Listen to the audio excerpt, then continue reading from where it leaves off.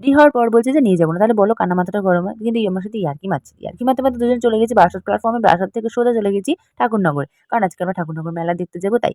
তো ঠাকুরনগর আসার পরে দেখি প্রচন্ড ভিড় প্ল্যাটফর্মেই। প্ল্যাটফর্মেই এত ভিড় হলে ভেতরে তো আরোই ভিড় হবে। এখানে মনে হচ্ছে ভিড় নেই। কিন্তু ভেতরে গিয়ে দেখি আরো ভিড়। কিন্তু আমি ভেবেই রেখেছিলাম যে কিছু না কিছু চড়বোই। কিন্তু আমার নাগরদোলনা ভীষণ ভয় করে আর ব্রেক ডান্সটা চড়ার ইচ্ছে নেই। অনেকবার চড়েছি তাই এটা আরেকবার চড়বো। মানে দত্তপুকুরে একবার চড়েছিলাম। এটা আমার আরেকবার চড়ার ইচ্ছে হচ্ছে। তো এই নিয়ে আমার দুবার হবে। তা আমি বসে পড়লাম, ও বসে পড়েছে। কিন্তু আমি একটা জিনিস ভুল করেছি, আমি সামনের দিকে বসে। কারণ ওদিকে চাপটা বেশি লাগে।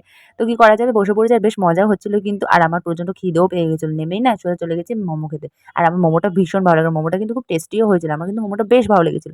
মোমো খাওয়ার পর চলে গেছি আইসক্রিম খেতে। আর এইটা কিন্তু কি নাম আমি ঠিক আমার মনে পড়ছে না। কিন্তু এটাও বেশ ভালো লেগেছিল।